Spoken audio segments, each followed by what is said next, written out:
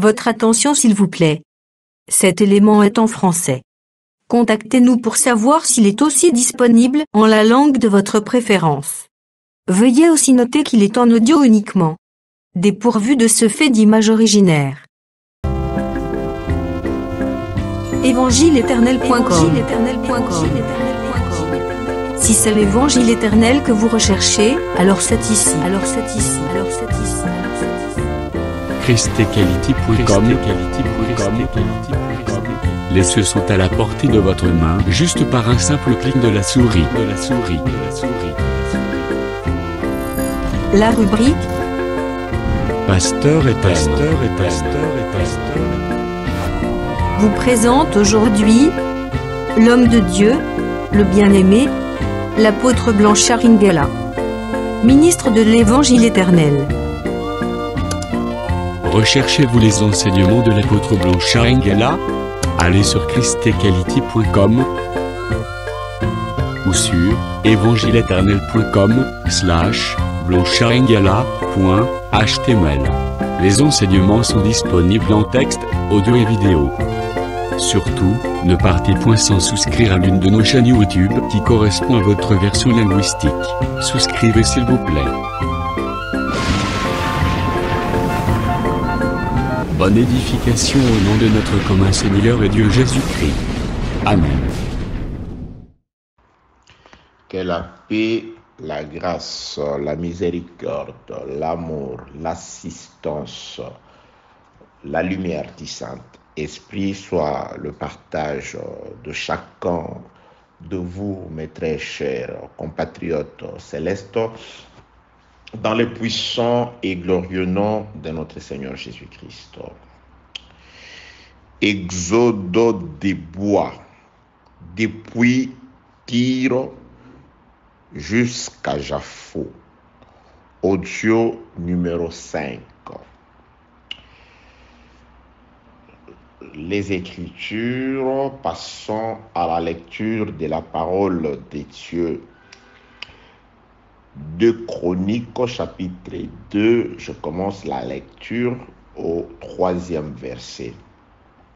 Salomon envoya dire à Huram, roi de Tyr, « Fais pour moi comme tu as fait pour David de mon père, à qui tu as envoyé des cèdres afin qu'il se bâtisse une maison d'habitation. Voici, j'élève une maison au nom de l'Éternel, mon Dieu, pour la lui consacrer, pour brûler devant lui les parfums odoriférants, pour présenter continuellement le pain des propositions et pour offrir des holocaustes du matin et du soir, des sabbats de nouvelle lune et des fêtes de l'Éternel, notre Dieu, suivant une loi perpétuelle pour Israël. » Je saute pour atterrir au 7e verset. « Envoie-moi donc un homme habile pour les ouvrages en or, en argent, en airain et en fer, en étoffe teinte en pourpre, en cramoisi et en bleu, et connaissant la sculpture, afin qu'il travaille avec les hommes habiles qui sont auprès de moi en Juda et à Jérusalem, et que David, mon père, a choisi. Envoie-moi aussi du Liban, des bois, des cèdres, des cypres et des santales, car je sais que tes serviteurs s'entendent à couper le bois du Liban. Voici, mes serviteurs seront avec le tien. » Je saute pour atterrir au 15e verset.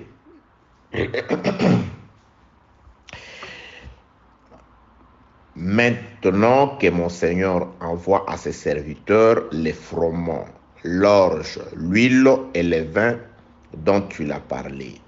Et nous couperons des bois du Liban autant que tu en auras besoin.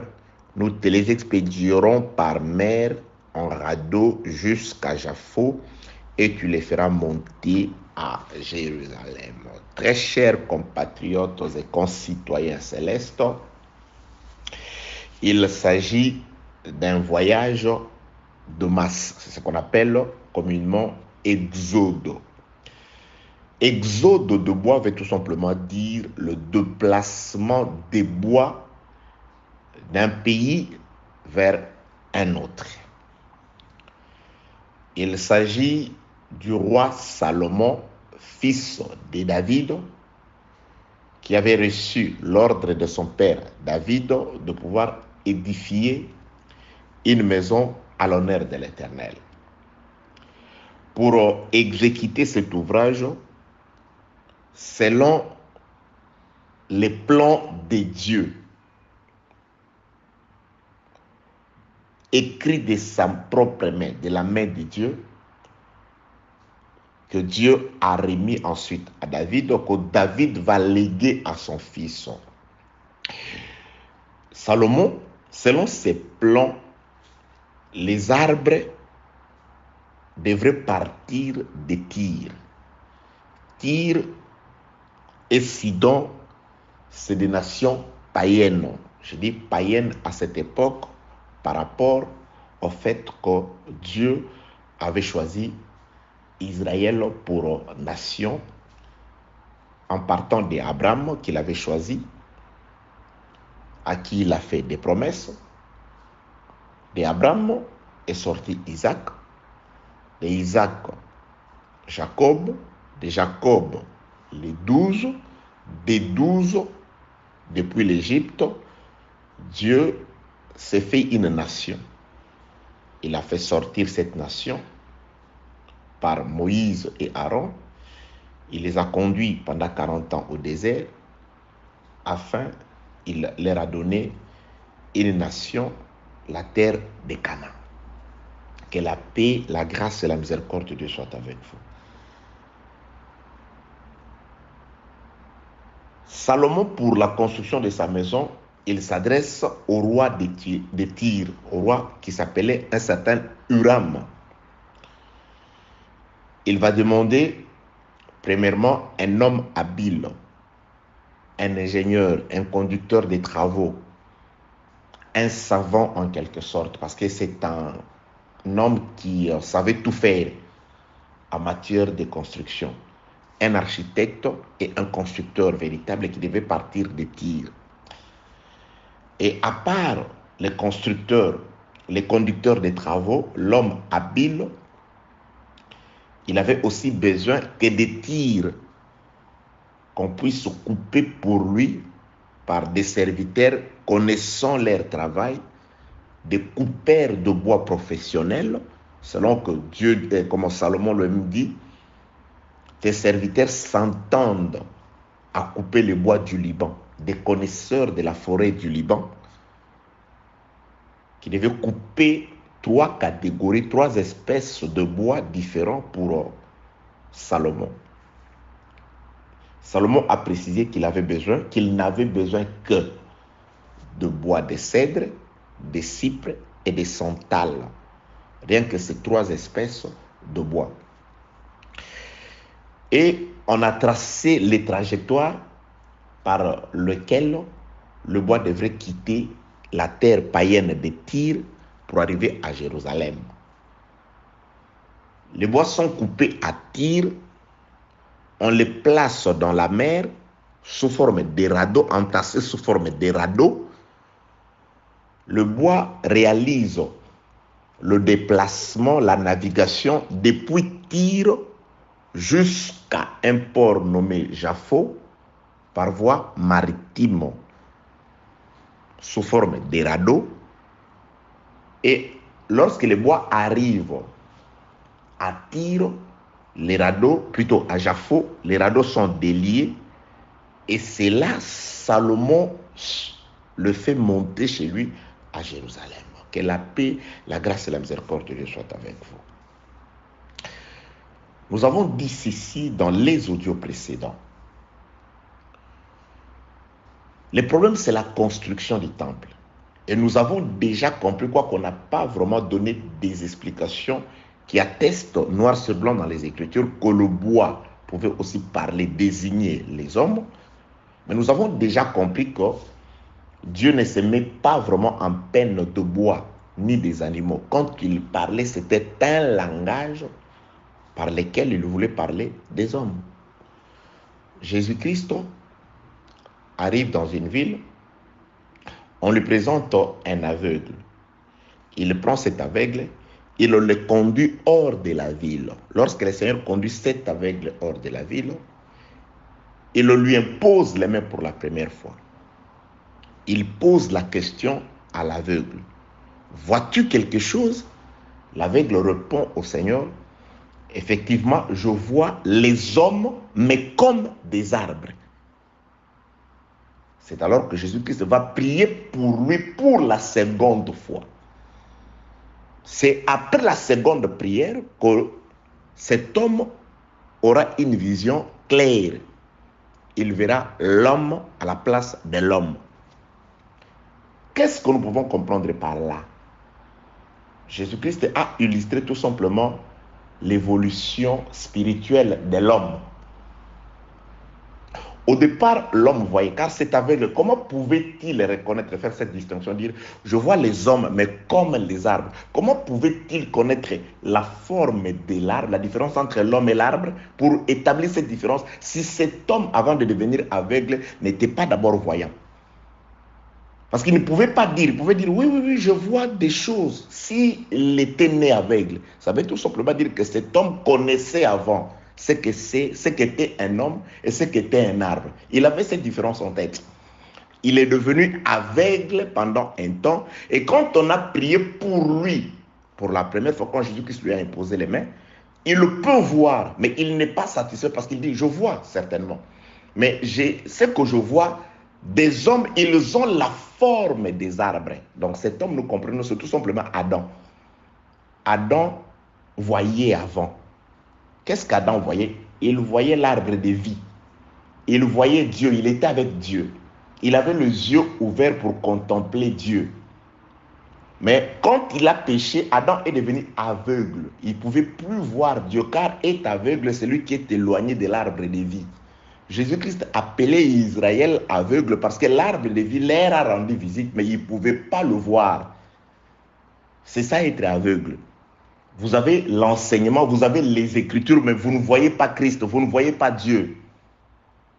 Vous vous plaisez à suivre des fables, comme certaines personnes qui aiment écouter des choses qui leur donnent la démangeaison, des choses qui sont agréables. Pourquoi? Parce que c'est des choses qui traitent des choses de la terre. Que la paix, la grâce et la miséricorde de Dieu soient avec vous. Donc, Adam, avant de devenir aveugle, c'est-à-dire d'être éloigné, de ne plus reconnaître l'arbre de vie, de ne plus voir l'arbre de vie, Adam voyait, parce qu'il était dans les jardins au milieu duquel était cet arbre-là. Il voyait. Le péché l'a rendu aveugle. C'est pourquoi celui qui voyait, quand il devient aveugle, si un prédicateur se présente pour lui présenter autre chose que celui qu'il voyait avant, il dira non. C'est pourquoi nous disons ceci, bien-aimés dans le Seigneur.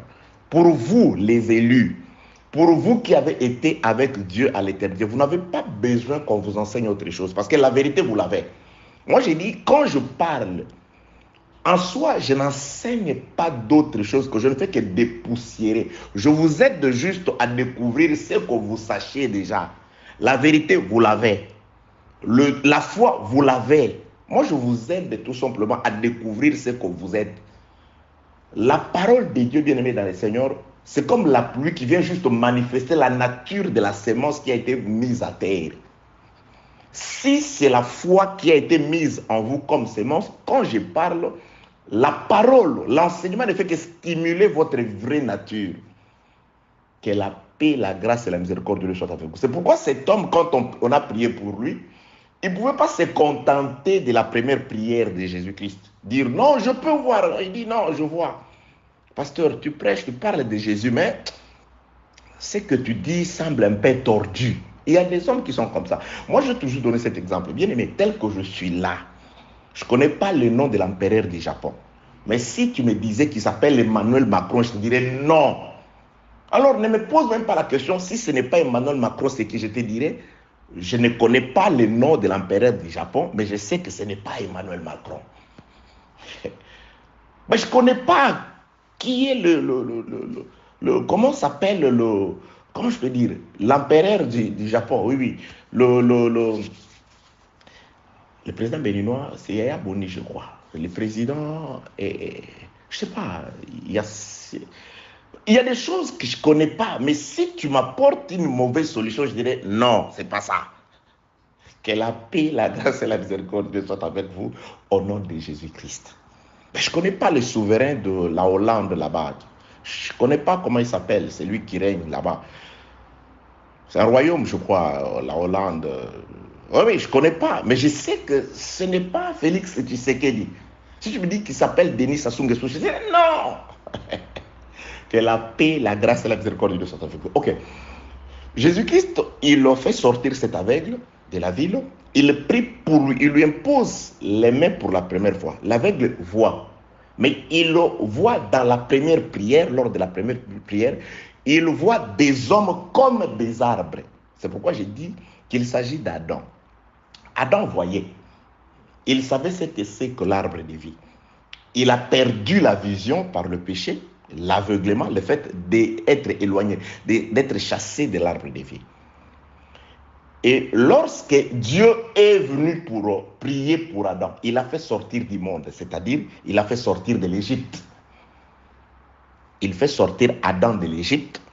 Il prie pour Adam. La première prière de Dieu pour Adam, qui voyait, qui est devenu aveugle, c'est-à-dire Israël qui était sur le territoire de Canaan, mais qui s'est retrouvé éloigné de Canaan en Égypte, dans le monde, sur la terre, aveugle, loin de Dieu. Lorsque Dieu veut prier pour lui, il doit descendre et faire sortir Adam de l'Égypte. C'est pourquoi Jésus-Christ doit faire sortir cet homme de la ville. Il l'amène hors de la ville, il lui impose les mains là-bas. Dieu doit faire sortir. C'est pourquoi l'enseignement, bien aimé, vous comprenez, je crois, pourquoi je vous parle des exodes. Nous partirons d'exode en exode. Il y a l'exode de l'eau qui nous attend, qui m'appelle, qui m'interpelle. Il y a une sœur en Suisse qui m'appelle, pasteur, exode de l'eau. Tu l'auras. Que Dieu te bénisse et je te salue là, tu es. Paix et grâce de Dieu sur toi, au nom de Jésus-Christ. Bien-aimé dans les Seigneurs, Jésus-Christ fait sortir cet aveugle. Il le retire de sa ville, de son village. Il l'amène hors de la ville. Dieu descend pour faire sortir Adam sous forme d'Israël de l'Égypte. Il le conduit hors de l'Égypte dans le désert. Dieu impose les mains sur Adam. L'imposition, la première prière de Dieu sur l'homme qui voyait, qui est devenu aveugle, c'est le premier sacerdoce que Dieu a conclu avec Moïse sur le mont Sinaï au moyen des sons des animaux. Ça, c'était la première prière de Dieu sur Adam. Et dans cette prière-là, effectivement, Adam pouvait voir.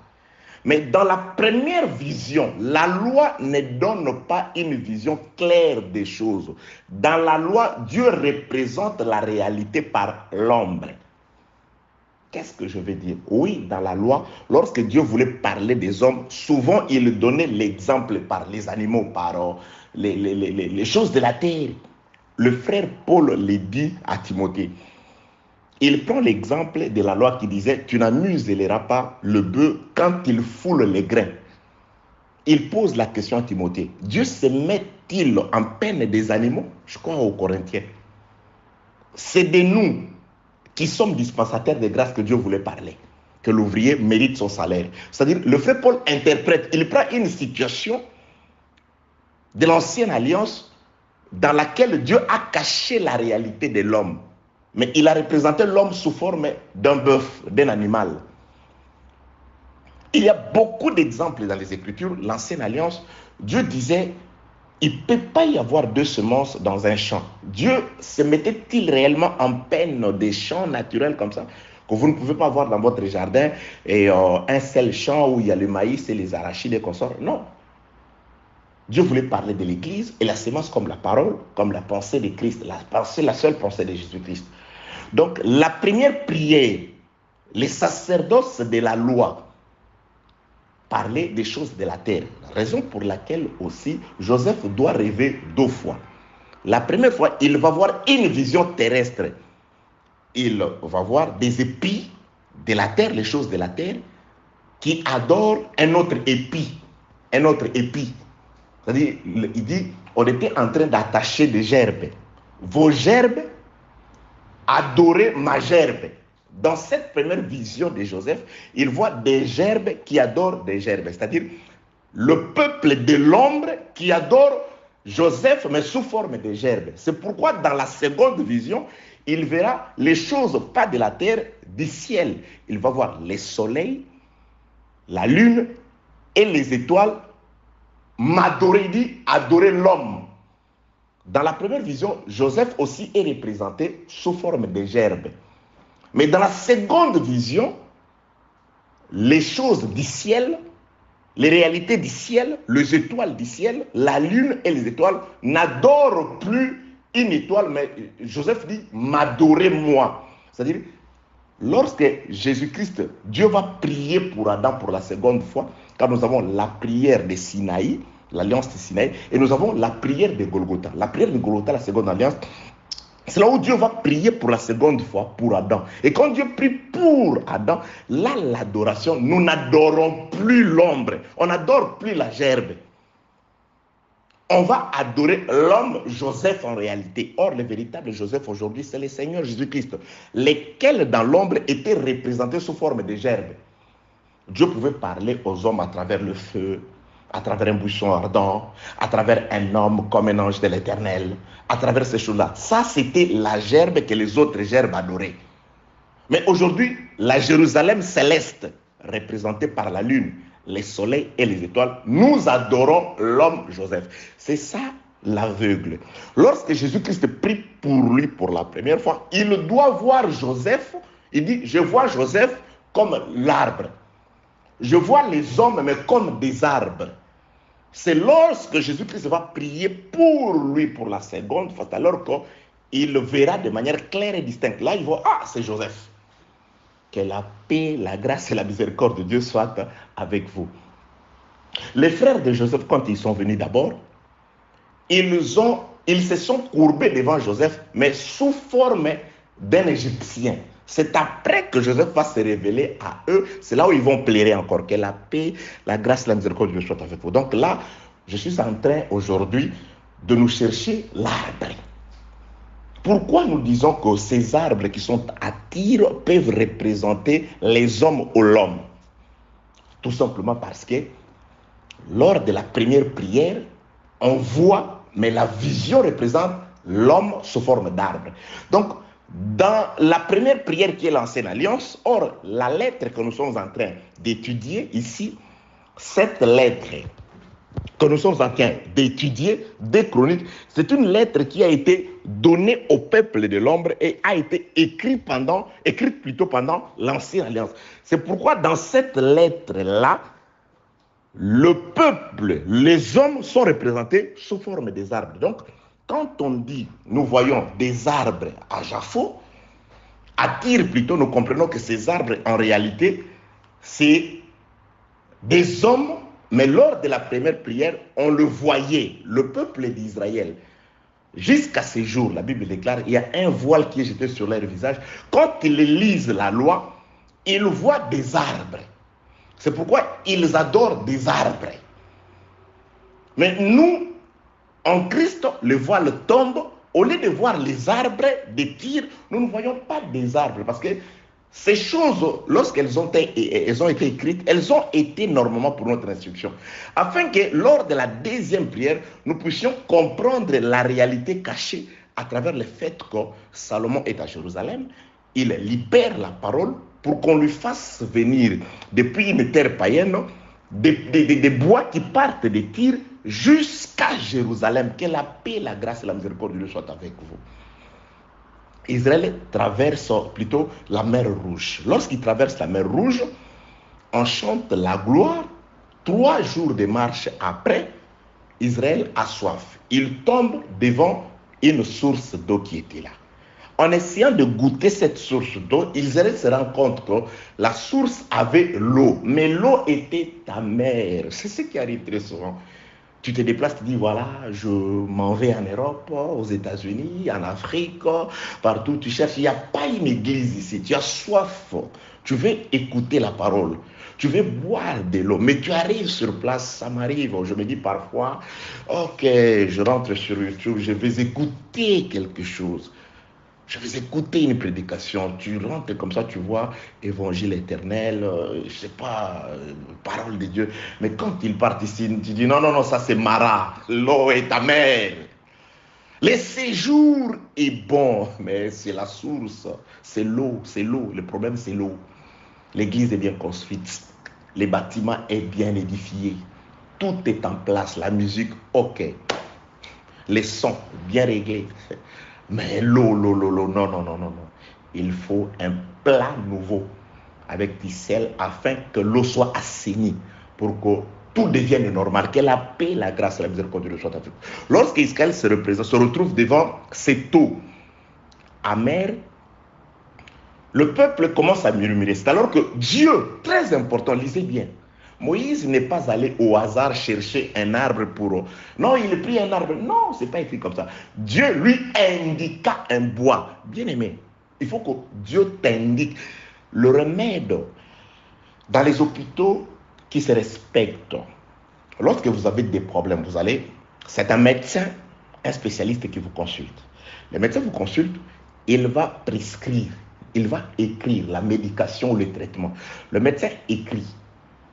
Donc, il va indiquer à l'infirmière d'aller dans la pharmacie les types de médicaments qui correspondent à votre maladie.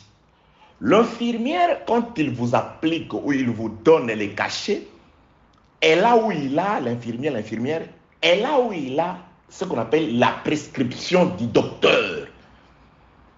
Elle ne rajoute jamais, elle ne retranche rien. Elle peut dire, bon, et c'est parce que le médicament que le médecin vous a prescrit, il n'y en a pas. Mais il y a son correspondant. Moi, je n'ai pas le droit de changer. Allez, retournez vers votre médecin. Allez lui dire qu'il n'y a pas d'analgésique, je ne sais pas. Il peut proposer autre chose. C'est les médecins, d'après leur consultation. C'est pourquoi c'est Dieu qui doit t'indiquer, frère. Tout ce que tu dois dire, c'est Dieu qui doit t'indiquer. Il y a de ces prédicateurs-là qui circulent la terre avec des mallettes de prédication. Ce n'est pas mauvais. C'est-à-dire, ce qu'il avait dit à Paris, c'est ce qu'il dit à Liège, c'est ce qu'il va dire à Bandundu, c'est ce qu'il va raconter vers l'est de la République démocratique du Congo, Togo, Gabon. C'est les mêmes mots, les mêmes termes. Il ne faut pas être mécanique. Aujourd'hui aussi, les saluts s'éloignent déjà parce que les gens sont trop mécaniques. Que la paix, la grâce et la miséricorde soient avec vous au nom de Jésus-Christ. Donc, l'Éternel doit indiquer un modèle de bois. C'est Dieu qui indique à Moïse les bois qu'il doit jeter dans l'eau amère afin que l'eau devienne normale, que l'eau soit purifiée, que l'eau devienne l'eau vraiment qui puisse désaltérer le peuple qui avait soif, que la paix, la grâce et la miséricorde soient avec vous. Donc nous étions aussi, cette eau parle aussi de nous. Oh oui, parce que le frère Jacques, il parle de l'homme comme une source d'eau qui ne peut pas produire à la fois de l'eau douce et de l'eau amère. Donc soit vous produisez de l'eau douce, soit vous produisez de l'eau amère. Il parlait du comportement de la vie de l'homme. Donc nous étions cette source qui produisait de l'eau amère. Nous n'étions pas capables de désaltérer Dieu qui avait soif. Alors pour faire ça, il fallait qu'on indiquât à un peuple, le peuple d'Israël, les bois qu'Israël allait prendre, se saisir de ce bois et le jeter. Moïse allait prendre et le jeter dans l'eau afin qu'aujourd'hui, les eaux que nous sommes, nous étions autrefois amers, que nous puissions aujourd'hui devenir de l'eau douce, capable de désaltérer réellement ceux qui avaient soif, même tel que tu es là. Autrefois dans le monde, ne connaissant pas Christ, avant que tu ne reçoives le bois en toi, tu pouvais être amer, tu pouvais être désagréable, tu pouvais être méchant, tu pouvais être craint des hommes. Mais aujourd'hui, quand le bois entre dans toi, l'eau ne garde plus sa première nature. Comment toi tu continues toujours à produire de l'eau amère? Il ne faut pas... Moi, il y a des hommes, quand ils te disent, hey, regarde celui-là, il oublie. Renseigne-toi qui j'étais. Ah, frère, ça c'est nommons un chef et retournons en Égypte. La vieille nature, on ne s'en rappelle plus. Tu ne peux pas aller utiliser ta vieille nature pour venir nous faire pour nous intimider, nous qui sommes dans les Seigneurs. Ce n'est pas parce que tu fuis un grand boxeur, voleur, assassin, que lorsqu'il y a quelque chose, un bémol dans l'assemblée, et toi tu vas aller chercher tes... Donc tu n'as jamais jeté ces gants-là, tu ne les jamais jeté très loin. Ta costume, ton sabre là, avec lequel tu tuais. Tu dis, il faut pas, moi je ne suis pas n'importe qui, renseignez-vous. Vous voulez qu'on se renseigne sur ce que tu étais avant? Est-ce important? La bonne nouvelle, c'est pas ça. C'est pas ça. Ça, c'est la mauvaise nouvelle. La bonne nouvelle, c'est l'être nouveau que tu es devenu. La bonne nouvelle, c'est la personne patiente que tu es censé devenir. La bonne nouvelle, c'est la personne qui supporte les autres que tu es censé devenir. La bonne nouvelle, c'est celui qui est fort, capable de supporter le faible et de le relever. Voilà. C'est dont nous avons besoin. Tu ne nous envoies pas nous renseigner sur ce que tu étais avant, ça ne nous intéresse pas, ça n'intéresse pas Christ. Sinon, il t'aurait laissé là-bas, si et seulement s'il t'a ramené. Tu es comme la femme de l'autre. Tu aimes trop ce qui est resté, tu resteras. C'est pourquoi tu vois, tu ne bouges pas, tu ne changes pas, tu n'évolues pas. Tu es comme un bloc de sel. Pourquoi? Parce que tu regardes trop du côté de Sodome. Tu te soucies, moi, vraiment ces énergumènes, c'est joue de moi. Ça c'est moi. Ça c'est vraiment. Merci Jésus. Dites merci à Jésus. Moi. Que la paix, la grâce et la miséricorde de soit avec vous. Donc aujourd'hui, le Seigneur nous conduit jusque-là dans l'explication du bois. Comment les bois deviennent-ils ou peuvent-ils expliquer les hommes? Nous avons Jésus-Christ, lequel d'abord, il va prendre un aveugle, il va le faire sortir de la ville. Il prie pour lui pour la première fois lors de la première prière qui correspond à la première alliance que Dieu a aussi donnée à un peuple après l'avoir fait sortir de sa ville, de l'Égypte où il était né, parce qu'Israël est aussi né. Cette génération qui est descendue, elles sont tous morts. Donc c'est des gens qui sont nés en Égypte. Les Moïse et toute cette génération sont nés là-bas. On doit les sortir de là. Ils sortent de là. Et quand ils sortent de là, Dieu va leur demander, après avoir prié pour eux pour la seconde fois, de rentrer dans la maison, mais en ne passant plus par l'Égypte, pas par la ville. Que la paix, la grâce et la miséricorde de Dieu soient avec vous au nom de Jésus-Christ. Donc, nous avons compris que lorsqu'on prie pour la première fois, c'est Adam pour qui Dieu a prié sur le mont Sinaï. Adam a vu, mais il a vu les choses, les hommes sous la représentation de la nature. Il voit les hommes sous forme des arbres, il voit les hommes sous forme des animaux, sous forme des pierres et consorts. Mais en réalité, Jésus-Christ doit prier pour la seconde fois. C'est pourquoi nous disons ceci. Un prédicateur qui répète la loi, les hommes ne voient pas. Il y a des gens qui dansent déjà. On a prié qu'une seule fois pour vous. Il faut que vous veniez qu'on prie pour la seconde fois, afin que vous ayez une vision claire et distincte. Qu'on vous mette la colère dans les yeux, que vous puissiez distinguer l'ombre de la réalité, que vous ne restiez pas à adorer la gerbe. Il n'est plus temps d'adorer la gerbe. Ce sont des gerbes, les gens qui sont de la terre, les choses de la terre du monde, qui adorent la gerbe. Mais lorsqu'on prie pour la seconde fois, on cesse d'être la gerbe, on devient des êtres célestes, c'est-à-dire les étoiles, la lune et le soleil. Là, l'adoration, c'est l'homme de Joseph qu'on adore. C'est pourquoi aujourd'hui, on n'adore plus l'ombre. Nous adorons la réalité. Jésus-Christ est la réalité qui autrefois était cachée dans l'ombre à travers les arbres, les gerbes, les animaux. C'était l'ombre des choses à venir. Le corps, il est en Christ, en Jésus. Que Jésus-Christ soit loué, que Jésus-Christ soit béni, que le Seigneur manifeste sa grâce et sa miséricorde, qui nous ouvre encore les yeux, afin que nous puissions continuer à voir très clair. Je le répète encore, car ce qu'il nous a promis, c'est la vision. Que Dieu vous bénisse au nom de Jésus-Christ. Donc, nous sommes allés dans ces choses pour chercher l'homme, lequel dans l'Ancienne Alliance a aussi été représenté sous forme d'un arbre. Donc, l'arbre que l'Éternel indique à Moïse pour balancer dans l'eau et transformer l'eau, cet arbre, c'est celui sur qui Moïse présente au peuple. Il dit, après que je serai parti, Dieu vous suscitera d'entre vos frères un prophète comme moi, vous les jetterez dans l'eau, c'est-à-dire vous l'écouterez. Que la paix, la grâce et la miséricorde de Dieu soient avec vous. Donc, la mort de Jésus-Christ, c'est un bois que l'Éternel Dieu a indiqué à Moïse qui a été jeté dans l'eau afin que l'eau se transforme. Bien aimé, les bois, l'enseignement, Christ, la parole, quand il est dans l'eau, il doit faire des effets. Du temps d'Élisée, il y a eu des fils de prophètes qui avaient perdu leur, je sais pas, couteau, les fers. Lorsque les bois interviennent, l'homme d'Élysée doit comprendre, les bois déjà avaient transformé l'eau, mais ces bois doivent ramener à la surface, quel que soit le poids du fer, mais le bois doit le ramener à la surface. C'est pourquoi aussi, bien aimé dans le Seigneur, Christ, c'est le bois qui a ramené à la surface tout ce qui a été perdu dans les eaux de la mort, dans les nations, dans la confusion, dans les idolâtries et consorts. Nous étions là-bas. Nous étions cette portion de terre dans l'eau. Il fallait qu'on nous fasse sortir. Nous étions ces fers qui a été perdu. Le fer était à l'extérieur. Il est entré dans l'eau et le bois est allé chercher le fer pour le ramener à la surface. Que la paix, la grâce et la miséricorde de Dieu soient avec vous. Bien-aimé, un pasteur, un ministre de Dieu, un envoyé du Seigneur, un dispensateur de différentes grâces du Seigneur, c'est quelqu'un aussi, c'est comme un bois. Quand il est dans l'eau, lui, il surnage. Il n'entre pas dans l'eau. C'est-à-dire, toi, un homme de Dieu, mais tu vis la mondanité. Comment?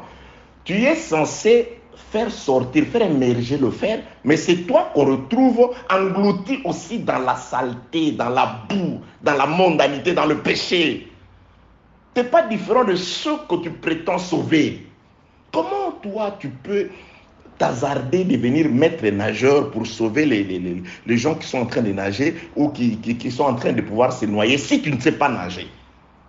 Tu dois d'abord avoir la capacité qu'a le bois, c'est-à-dire de surnager, d'être au-dessus de la mêlée, de ne pas être comme ceux qu'il est venu sauver. Car c'est celui qui est debout, c'est celui qui peut oser relever celui qui est tombé. Toi qui tombes, comment tu peux prétendre faire sortir les autres? Que la paix, la grâce et la miséricorde soient avec vous au nom de Jésus-Christ.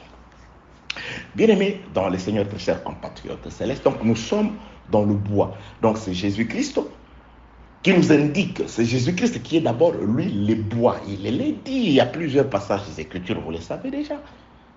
On est en train de l'entraîner pour être crucifié.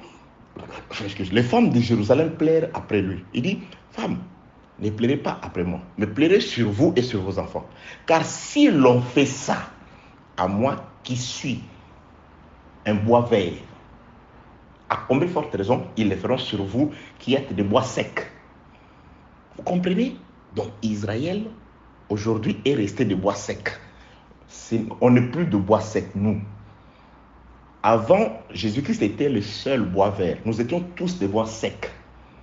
Il fallait qu'on nous ramasse pour qu'on aille nous mettre au feu. Mais Jésus-Christ, par sa mort, il nous a transmis de sa sève. Aujourd'hui, nous sommes devenus de bois vert. C'est pourquoi il nous ordonne, comme bois vert, à produire. Produisez les fruits dignes de la sève que vous avez reçue, dignes de l'esprit, du Saint-Esprit, de l'eau, de la pluie, de la source de Jésus-Christ que vous avez reçue. Que la paix, la grâce et la miséricorde de Dieu soient avec vous. Donc, on est toujours dans l'exode des bois qui doivent partir de Tyr jusqu'à Jaffo, destination finale Jérusalem. Donc ces bois, en quelque sorte, lors de la première prière, quand Jésus-Christ prie pour la première fois pour Adam, Jésus-Christ permet à ce que Adam voie les hommes, mais sous forme des arbres. Mais aujourd'hui, Jésus-Christ a prié pour la seconde fois pour Adam. Et quand il prie pour Adam, aujourd'hui, l'œuvre de la croix, l'enseignement du Saint-Esprit aujourd'hui, quand vous recevez, c'est là où vous vous rendez compte, oui, on voit, Adam va voir l'arbre qu'il avait vu avant, il dit, ah, ok, maintenant je peux voir. La loi, je pouvais voir déjà, mais c'était dans une certaine confusion. Les hommes avaient la forme des arbres. Mais là, l'homme, c'est l'homme. Que la paix, la grâce et la miséricorde de Dieu soient avec vous. C'est pourquoi, lorsque des scientifiques lisent les Écritures, ils arrivent sur 2 Chroniques chapitre 2, verset 16, du 1er au 16e verset, ils disent le roi Salomon, là il parle scientifiquement, voilà, normalement, les temples, voilà, ça c'est la théologie, comprenez comme ça, c'est des bois, arrêtez-vous au bois, c'est-à-dire on n'a prié qu'une seule fois pour vous. Venez recevoir la seconde prière, la puissance du Saint-Esprit dans l'enseignement. Vous verrez les choses de manière claire et distincte. Que la paix, la grâce, la miséricorde, l'amour et l'assistance du Saint-Esprit en nous, afin que nous puissions voir les choses de manière claire sur vous, au nom de Jésus-Christ. Bien-aimés dans le Seigneur, très chers compatriotes et concitoyens célestes, la parole de Dieu est libérée. Lorsque la parole est sortie, la parole exprime la volonté de l'homme de Salomon de se construire, non, pas de se construire, de construire un temple pour l'Éternel. Et la construction des temples va ouvrir une brèche, une porte d'entrée aux arbres qui sont du côté des Tyr. Les arbres qui sont du côté des Tyr profiteront de la grâce. La grâce, c'est la construction du temple. La construction du temple est une nouvelle de grâce pour les arbres de Tyr. La construction du temple permet aux arbres, aux hommes de Tyr, nous l'avons expliqué, les arbres comme les hommes qui sont à Tyr vont être coupés, séparés de la terre de Tyr. Ils vont commencer le voyage, l'exode par la mer, on ne sait pas combien de jours. Qui connaît le nombre de jours, c'est lui-même Salomon. Combien de jours on va mettre? Ben, il y a une parenthèse là-bas, un enseignement, le nombre de jours qu'on va mettre. Nous savons tout simplement que c'est une navigation qui partira du soir au matin, c'est-à-dire toute la nuit. On va naviguer. Le matin, à l'aurore, on arrive à Jafou. Que la paix, la grâce et la miséricorde de Dieu soient avec vous au nom de Jésus-Christ. Donc, les arbres de Tyr trouvent grâce par rapport à la pensée de David, qui était inspiré par l'Éternel, de pouvoir édifier un temple à Jérusalem. Donc, nous allons à Jérusalem parce qu'un temple, il a été décidé qu'un temple doit y être construit. Et nous sommes participants de ce temple-là. Nous sommes partie prenante de ce temple-là. C'est pourquoi j'ai dit, le véritable temple, l'épouse, on arrivera à Apocalypse chapitre 21, dit, l'épouse, c'est le temple, c'est la ville. Donc l'épouse se constituera. Elle est en train d'être préparée ici afin d'aller se constituer là-bas. Que la paix, la grâce, la miséricorde de Dieu soit avec vous au nom de Jésus-Christ. Mais avant toute chose, avant tout déplacement des arbres, nous disons toujours que les choses doivent partir du ciel. Car il est écrit, Jésus-Christ, Adam prophétise d'abord.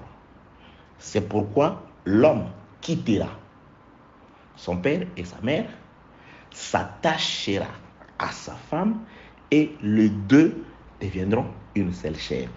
Avant que les deux ne deviennent une seule chair, d'abord, celui qui réalise le mouvement, c'est qui? C'est l'homme d'abord. Il doit d'abord commencer par quitter là où il était.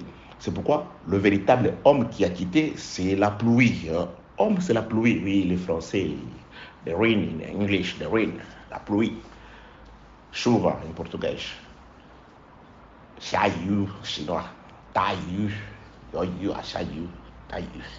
Que la paix, la grâce et la miséricorde soient avec vous. Donc, c'est la pluie qui doit quitter le ciel, qui doit descendre pour venir s'attacher à la terre, féconder la terre, afin de donner à la terre les produits qu'elle renferme. L'homme quitte. Donc, l'homme qui quitte, c'est la pluie. Je nous explique. Ok. L'homme qui quitte, c'est la pluie. Ésaïe chapitre 55, verset 10. Prenons sans plus tarder Proverbe chapitre, je l'avais promis dans les découronnements du roi des Rabbats. Si je peux utiliser 10 minutes pour nous expliquer ça, je prends Proverbe chapitre 25. Laissez-moi trouver ce passage d'écriture pour nous. Proverbe chapitre 25. Ok, le verset 23e. Les vents du nord enfantent la pluie et la langue mystérieuse un visage hérité. Retenons la première partie qui dit les vents du nord, c'est-à-dire On attend la pluie. Ésaïe chapitre 55 dit ceci. C'est la pluie lorsqu'elle quitte le ciel, elle descend pour féconder la terre, c'est-à-dire pour donner la semence à la terre. Donc la terre attendait la pluie. Lorsque l'homme a péché, Dieu a fermé les ciels. C'était la sécheresse, spirituellement c'était la sécheresse. La terre était inculte, la terre ne pouvait plus produire. Qui me le dit? C'est encore Genèse chapitre 2e. Vous commencez au premier verset jusqu'au 5e. Lorsque Dieu a créé les cieux et la terre, la Bible déclare qu'il n'y avait pas encore d'herbe sur la terre. Aucun arbre n'était sur la terre. Pourquoi? Parce que les Écritures donnent deux raisons. Parce qu'il n'y avait pas de pluie et parce qu'il n'y avait pas non plus d'homme pour cultiver la terre. Ça, c'est très, très important. Que la paix, la grâce, la miséricorde de Dieu soient avec vous. Mais qu'est-ce que nous cherchons dans tout ça? Nous cherchons ce qui va activer le départ de bois. C'est-à-dire, pour que le bois, j'en suis encore là, pour que le bois quitte Tyr, il faut que du ciel, de Jérusalem, des choses s'effacent. Et le proverbe nous dit, un vent doit sortir du nord pour venir enfanter la pluie. Or, la pluie, c'est la parole. Ésaïe 55, 10. Et la pluie, quand elle vient, c'est elle qui vient permettre à ce que l'exode commence sur la terre, que le voyage commence sur la terre, que le bois commence à quitter Tyr pour commencer le voyage vers Jérusalem. D'abord, Salomon doit parler. Et la parole de Salomon, c'est ça la pluie. Mais la pluie, quand elle vient pour féconder la terre, les Écritures disent dans le livre des Proverbes que cette pluie-là, elle vient d'abord sous forme du vent. Le vent qui va enfanter la pluie vient du nord, c'est-à-dire là où vous êtes, prenez votre boussole, cherchez les 4 points cardinaux. Où se trouve le nord? Est-ce que le vent qui enfante la pluie vient réellement du nord? Bien sûr que oui. C'est pourquoi nous sommes retournés dans Genèse chapitre 2e. Laissez-moi lire, pour beaucoup plus de précision. Oui, très important. Que la paix, la grâce et la miséricorde de Dieu soient avec vous. Nous sommes dans un enseignement. Je bénis le Seigneur pour l'amour que nous avons pour la parole, pour la grâce que Dieu nous a faite de connaître sa parole, de connaître la vérité. Genèse chapitre 2, le verset 4e. Voici les origines des cieux et la terre, quand ils furent créés. Lorsque l'Éternel Dieu fit une terre et des cieux, quelle profondeur il y a là, une seule terre et des cieux. Aucun arbuste des champs n'était encore sur la terre, et aucune herbe des champs ne germait encore. Explication, pourquoi? Pourquoi quand Dieu a créé les cieux et une terre, la terre n'avait pas d'arbuste, pas aucune herbe. La terre était inculte, infertile. Pourquoi? L'explication, c'est Dieu lui-même. Dieu est le propre enseignant, le véritable, le meilleur d'ailleurs, le seul enseignant de sa propre parole. Il explique pourquoi il dit ça. Je reprends la lecture. Genèse chapitre 2, verset 5. Lorsque l'Éternel Dieu fit une terre et des cieux, aucun arbuste des champs n'était encore sur la terre. Et aucune herbe des champs ne germait encore. Car l'Éternel Dieu n'avait pas fait pleuvoir sur la terre et il n'y avait point d'homme pour cultiver la terre. Bien aimé, ces choses, lorsqu'il n'y en a pas dans ton église, quels que soient les chants que vous entonnez, les cantiques, peu importe ce que vous faites, peu importe la grandeur de votre pasteur. C'est un pasteur très riche à la manière des Zambéry. Il se déplace en jet, il vit, il roule carrosse dans les manoirs, il vit. Bien aimé, s'il n'y a pas ces deux choses, c'est que votre église est une terre inculte. C'est une terre stérile, aride. Parce que la terre, quand Dieu l'a créée, elle ne pouvait pas manifester d'arbustes et des herbes des champs parce qu'il n'y avait pas l'homme et la pluie. C'est pourquoi, quand Adam a péché, il ne manquait que ces choses, l'homme et la pluie. L'homme qui était à côté, dans la piscine de Bethesda, cet homme-là disait, quand Jésus-Christ s'approche de lui, il dit, qu'est-ce que tu fais là? Il dit, l'eau est là, la piscine est là. L'ange descend aussi. Mais moi, j'ai un problème. Mon problème, ce n'est pas le manque de la parole biblique, non. Mon problème, ce n'est pas que la puissance de Dieu, il est là, la puissance, elle est là. La parole, elle est là. Dieu, c'est le temps où Dieu manifeste la puissance. C'est le temps où l'enseignement est en train d'être fait. Mais le problème pour moi, c'est que je n'ai personne Il cherchait un homme. C'est-à-dire tout ce qui manquait à l'humanité, c'était un homme. Et Pilate va présenter, il dit, voici l'homme. L'homme, c'est celui-là. Il manquait un homme. Et cet homme-là, pour prouver que c'est lui l'homme qui avait la pluie en lui, lorsqu'on a crucifié, les soldats voulurent partir. Il dit, il inspirait un soldat. Non, viens. Viens avec ton épée. Viens fourrer mon côté. Je vais prouver que c'est moi l'homme qui a la pluie dont la terre attendait pour produire les herbes. Un soldat vient avec son épée, il perça les côtés de Jésus-Christ, l'eau et le sang. Et le pluie, c'était la preuve que c'est celui-ci, c'est l'homme qui renferme la pluie, c'est l'homme dont la terre attendait. Et le jour de la Pentecôte, il a fait pleuvoir cette pluie abondante, cette pluie de la grâce. Et c'est la même pluie qui continue à pleuvoir sur les saints jusqu'à ce jour. Que la paix, la grâce, la miséricorde et l'amour de Dieu soient avec vous au nom de Jésus-Christ. J'aime Dieu parce qu'il nous ouvre les yeux pour le voir dans les Écritures. Rentrons dans Proverbe chapitre 25 qui dit que le vent du nord enfante la pluie. C'est où encore le nord? Le nord, ce n'est pas le pays de la Scandinavie là-bas. Non, vous en faites pas. Vous n'êtes pas le nord de Dieu. Vous êtes le nord à la manière des hommes. Je ne sais pas, parfois, on regarde, on voit parfois, on étudie. Moi, on suit certaines théories, je ne sais pas, non, voilà, cette carte-là, elle est mal disposée, la carte de la Terre. Normalement, l'Europe, c'est, ok, entretuez-vous, cherchez qui est au nord, qui est au sud. Moi, ce que je sais, notre nord, duquel descend les vents qui enfantent la pluie, c'est le nord des Écritures. Cherchons le nord des Écritures, des Écritures. Je suis dans le livre de Psaume chapitre 48. C'est lui qui nous indique notre nord. Psaume chapitre 48. Je commence au premier verset. Cantique. Psaume des fils de Corée. L'Éternel est grand. Il est l'objet de toutes les louanges dans la ville de notre Dieu, sur la montagne sainte. Belle est la colline, joie de toute la terre, la montagne de Sion, virgule, les côtés nordiques ou les côtés septentrional, c'est la ville du grand roi. Les côtés septentrional, c'est la ville du grand roi. Blanchard, Proverbe parle du nord, là tu vas nous chercher une écriture qui parle du septentrional, ne vous en faites pas, c'est des synonymes.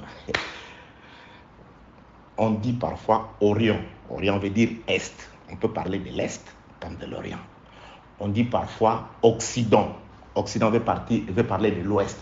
Le soleil se couche à l'Ouest, le soleil se couche à l'Occident, c'est des synonymes. On dit parfois Midi, côté méridional, Midi veut dire Sud, c'est des synonymes.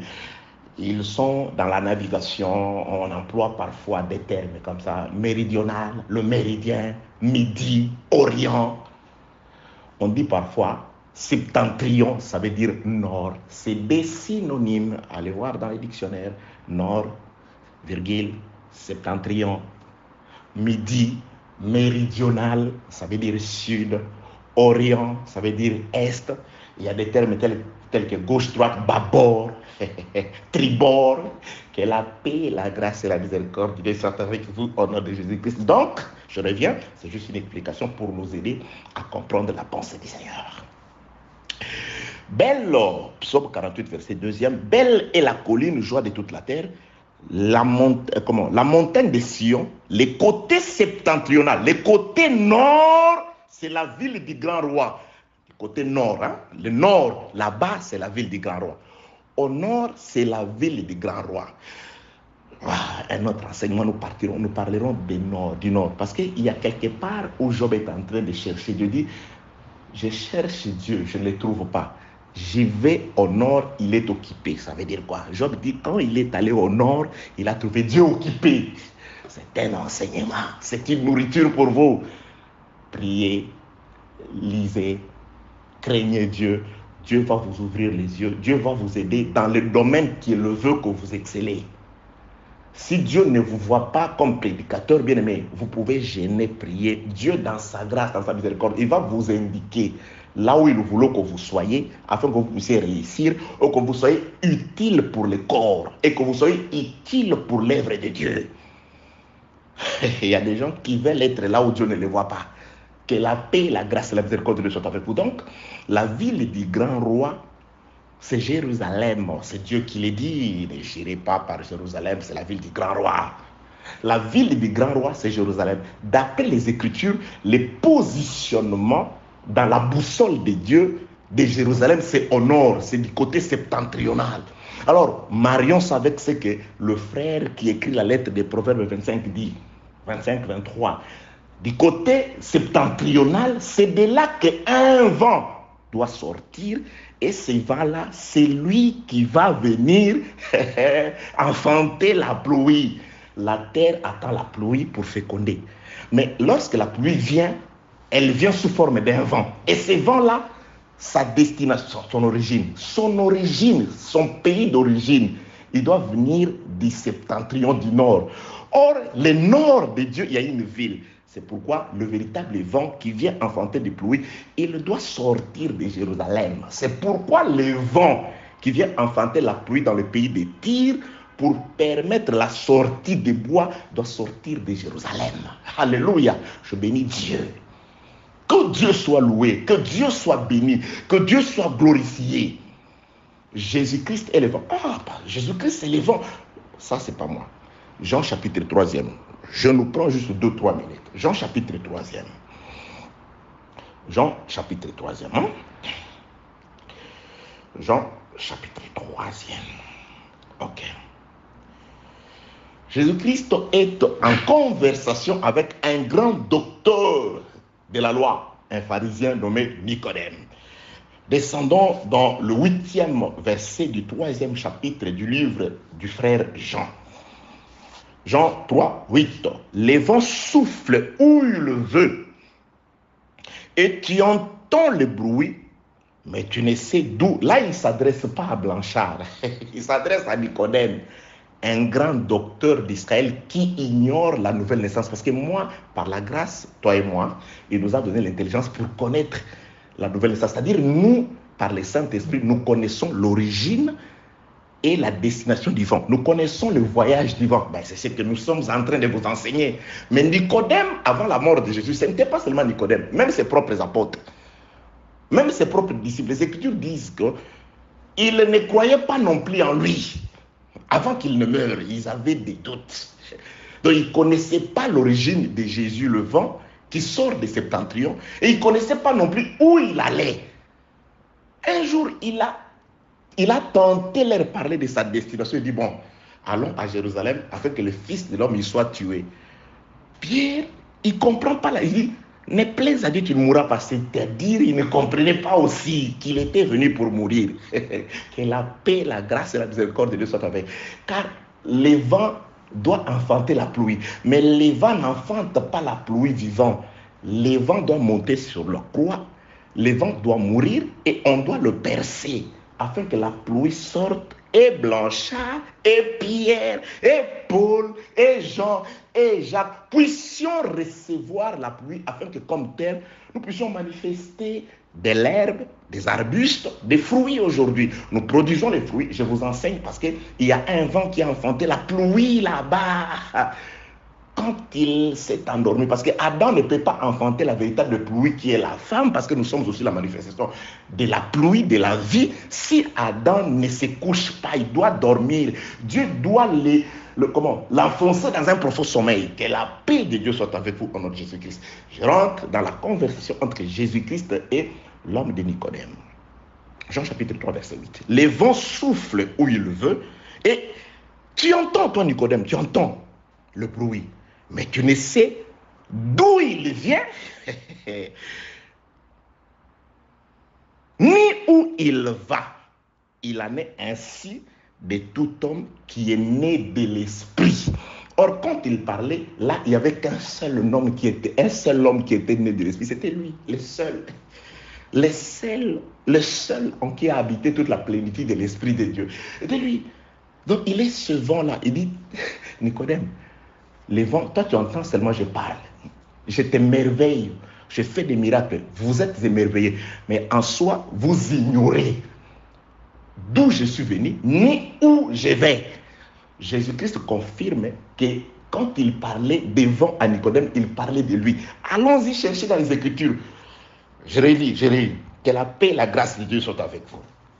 Nous sommes à la recherche du vent. Pourquoi? Parce que nous voulons comprendre et confirmer que Salomon doit d'abord envoyer les vents, la parole. Et la parole, lorsqu'elle arrive à Tyr, c'est par la parole de Salomon que le bois peuvent commencer l'exode. Bien, mais tu ne peux pas même changer de vie, de comportement si tu n'écoutes pas la parole. Si tu ne t'assois pas dans la parole, c'est la parole qui doit te transformer. C'est la parole qui doit te conduire, t'arracher. Je l'ai dit, même l'homme de Lot, pour s'arracher, pour être arraché de Sodome, il fallait que les anges le tiennent par la main, que les anges le fassent sortir de là, le retirent de là. C'est pourquoi la parole qui retire les arbres de Tyr, cette parole sort de Jérusalem.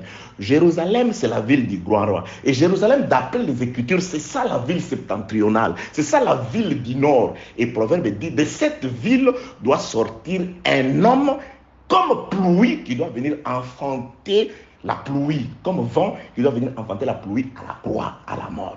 C'est pourquoi, Seigneur, Jésus-Christ, il doit vraiment être juif. Les sauveurs doivent vraiment être juifs. Les saluts viennent des juifs. Jean 4, Jésus disait à la femme samaritaine, Zacharie le dit, en ces jours-là, 10 hommes de toutes les nations saisiront un juif par les pans de son vêtement. Ils diront, nous irons avec toi, car Dieu est avec toi. Les saluts viennent des juifs. Pourquoi seulement? C'est Dieu qui a résolu dans son conseil que ça doit être comme ça. Que le vent qui doit venir enfanter la pluie, qui nous donne la semence et la vie aujourd'hui, doit sortir des septentrions. Or, à Septentrion, Dieu a disposé la ville du grand roi là-bas. C'est Jérusalem. Oui, les saluts que je vous annonce viennent de Jérusalem. Je reprends Acte 1:8. La bonne parole donnée aux apôtres a fait des apôtres par le Saint-Esprit les témoins d'abord. Ils ont témoigné Christ à Jérusalem, par la Judée, à Samarie, jusqu'en Chine, aux extrémités de la terre. Et ça se poursuit ainsi. C'est le même feu. Que la paix de Dieu soit avec vous au nom de Jésus-Christ. Le vent qui enfante la pluie, c'est qui ce vent? Les Écritures, Jésus-Christ dit ici, Jean 3:8. Le vent souffle où il veut. Et tu entends le bruit, mais tu ne sais d'où il vient, ni où il va. Il en est ainsi de tout homme qui est né de l'Esprit. Qui est ce vent? Jean chapitre 8. Jésus-Christ, toi-même explique-nous, qui est ce vent? Là, tu as dit tout simplement de tout homme qui est né de l'Esprit. C'est quoi? C'est qui ce vent? Je suis dans le livre de Jean chapitre 8, le verset 14.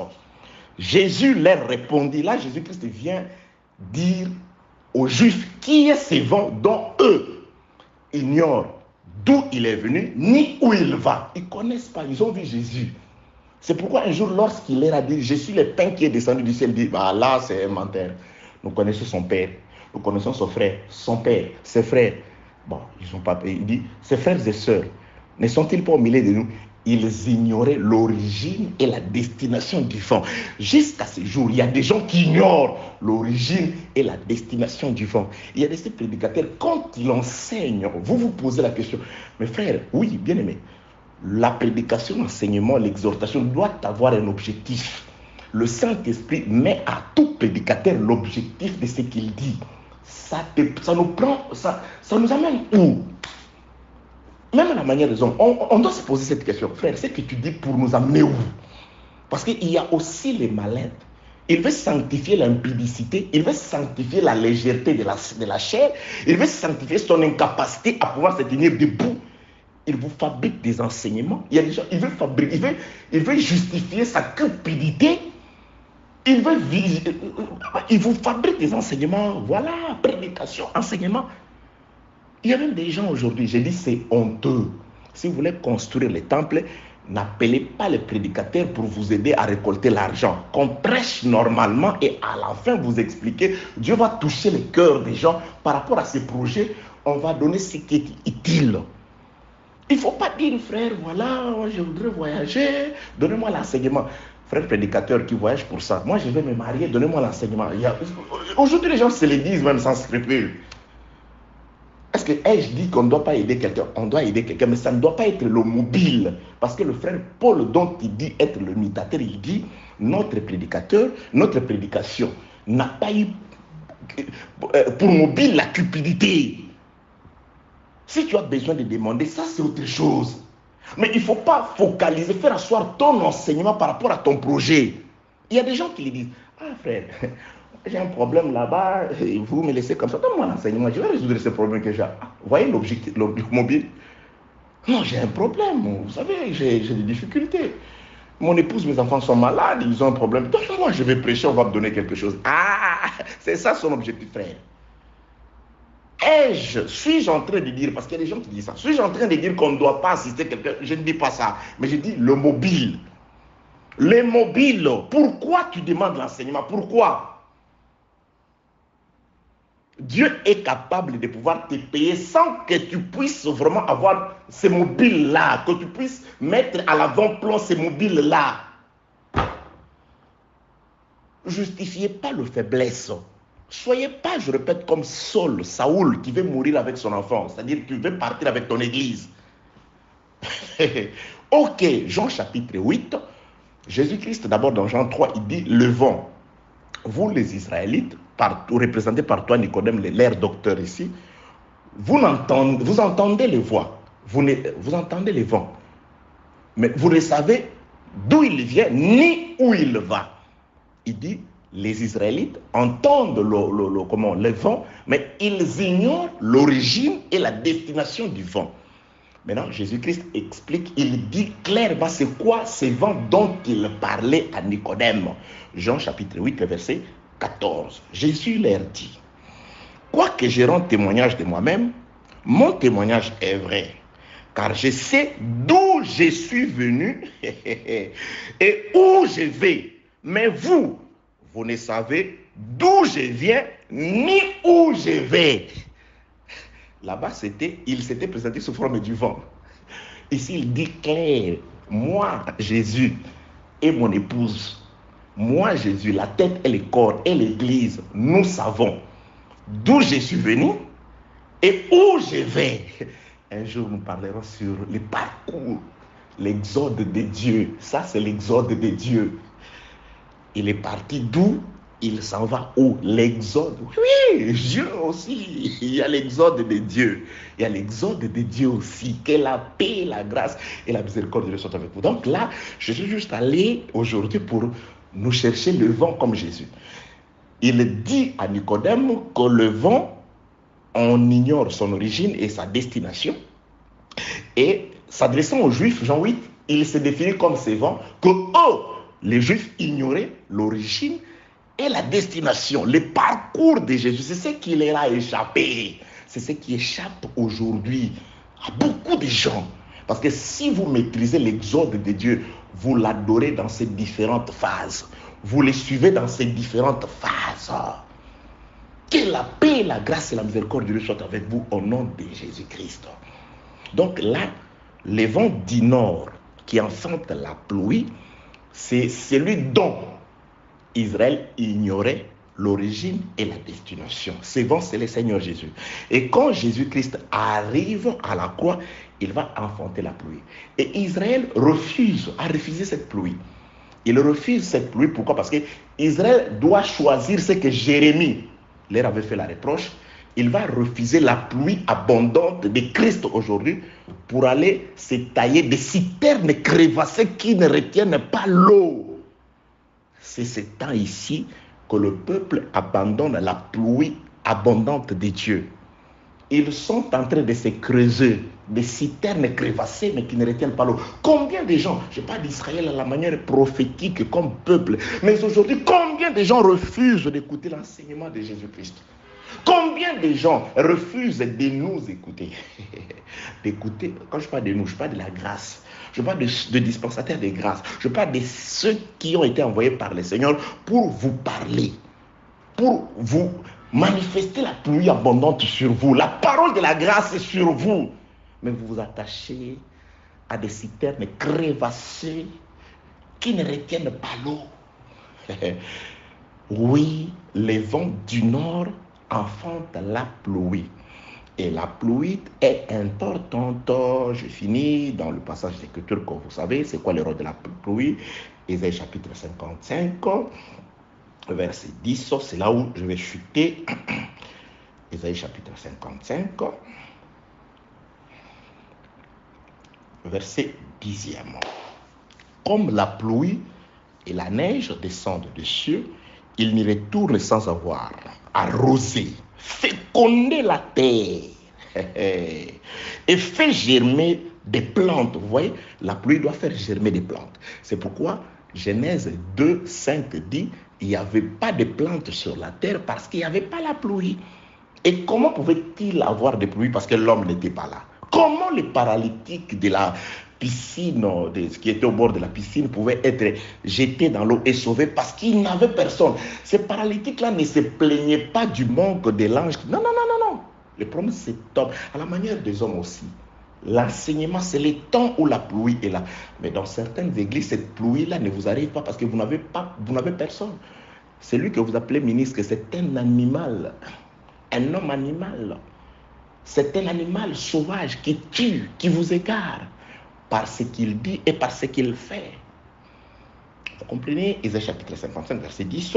Comme la pluie et la neige descendent des cieux, il n'y retourne sans avoir arrosé, fécondé la terre et fait germer les plantes, sans avoir donné de la semence au semeur et du pain à celui qui mange. Ainsi en est-il de ma parole qui sort de ma bouche et elle ne retourne point à moi sans effet, sans avoir exécuté ma volonté et accompli mes desseins.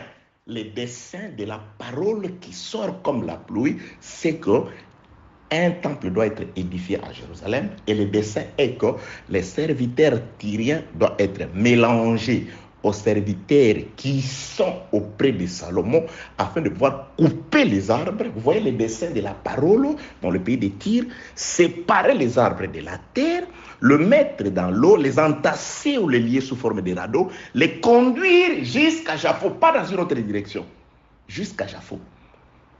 À Japhos, de là, Salomon descend personnellement, il délie le bois, il les conduit à Jérusalem. Il sait comment fera-t-il, lui, Salomon, pour faire monter les arbres. Bien aimé, lorsque moi je vous conduirai jusqu'à Japhos, comment vous monterez? Ça, je ne sais pas. Ça, je ne sais pas. Comment ça va? Ça, je ne sais pas. Moi, je sais tout simplement que vous partirez. Moi, je m'efforce à vous conduire jusqu'à Japhos. Je m'efforce à veiller à ce que vous soyez toujours attachés les uns les autres. Nous arriverons à Japhos. Là, moi, je vais fermer ma Bible. À Japhos, là, moi, je vais me reposer. Ça va être son tour. Parce que les problèmes de Japhos à Jérusalem, ça, c'est l'histoire de Salomon. Parce qu'à Japhos, c'est déjà le port désirable. Que la paix, le port désiré. Que la paix, la grâce et la miséricorde de soient avec vous. Donc, de Jérusalem, il fallait que sorte là-bas la parole et que cette parole vienne aider le déplacement du bois. Est-ce que j'aurai le temps de... Oui, lisons juste. Je vais lire, je ne vais pas expliquer ce que dit Amos afin de passer à autre chose. Amos chapitre 4 nous dit quelque chose concernant Jérusalem. Amos chapitre 4e.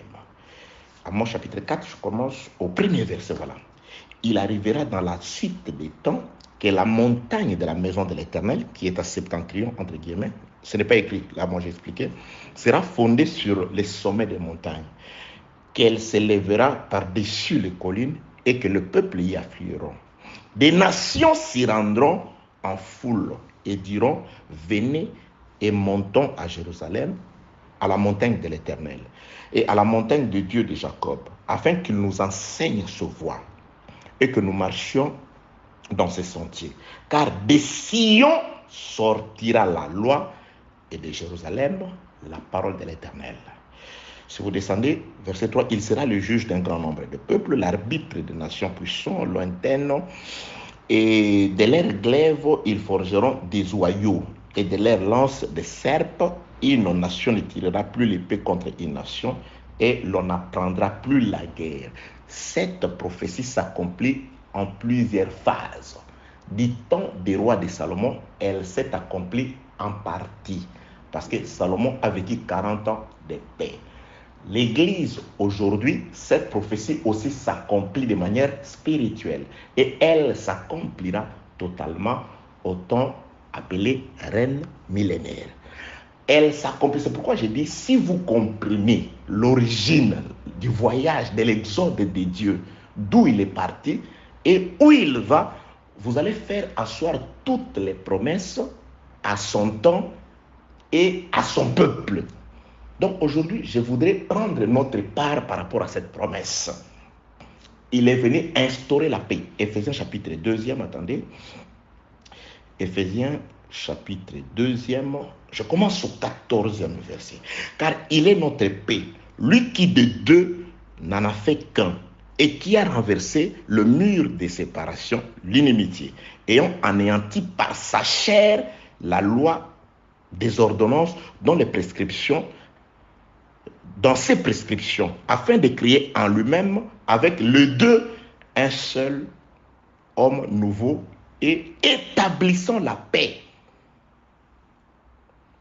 et de les réconcilier l'un et l'autre en un seul corps avec Dieu par la croix en détruisant par elle l'inimitié. Il a aussi de manière spirituelle établi la paix. Nous étions deux peuples, Israël et nous, eux, peuple de Dieu, nous les nations. Aujourd'hui, il a pris une portion spirituelle d'Israël, les gens qui ont accepté Christ, et nous, une portion de chez les nations. Il a fait de nous un seul peuple. Entre nous, nous avons aussi fait taire les armes. C'est-à-dire, les armes de guerre se sont converties en les serpes, c'est-à-dire des instruments de travail. Nous faisons avec les champs. Ce qui était pour la guerre hier, aujourd'hui, nous les utilisons comme instruments de travail dans les champs. Donc, il a aussi instauré la paix. Mais avant d'arriver là-bas, verset 2 de Michée chapitre 4, de Jérusalem sortira la parole de l'Éternel. De Jérusalem sortira, Jérusalem qui est du côté nord septentrional, doit sortir la parole sous forme de vent qui doit enfanter la pluie à la croix, grâce à laquelle la paix va être installée dans le cœur des croyants aujourd'hui. La pluie grâce à laquelle le mur d'inimitié va être détruit, c'est-à-dire les arbres qui étaient reconnus païens, tyriens, pourront commencer le voyage pour aller habiter définitivement à Jérusalem. De deux, il en a fait un seul. Pour aujourd'hui, que celui qui a créé les cieux et la terre vous bénisse au nom de Jésus-Christ. Amen. Jésus-Christ. Amen. Jésus-Christ. Amen. Merci d'avoir suivi ce message et que Jésus-Christ vous bénisse. Si vous avez une question à l'intention de l'homme de Dieu, si vous voulez que l'homme de Dieu prie pour vous, si vous voulez vous confier à l'homme de Dieu, ou si vous voulez tout simplement bénir l'homme de Dieu, contactez-le directement si ses coordonnées sont disponibles depuis sa page. Sinon, contactez-nous et nous lui transmettrons vos préoccupations. N'oubliez pas de faire un tour à notre page évangélisation pour voir en quoi vous pouvez vous rendre utile à Christ par cette œuvre. Que Dieu vous bénisse tous. Amen. ChristQuality.com. Les cieux en un clic de la souris. Évangile-éternel.com, le site de l'Évangile éternel. Christ et Quality Fondation, équilibrer la manne ramassée dans le désert de sorte que chacun ait un eumère.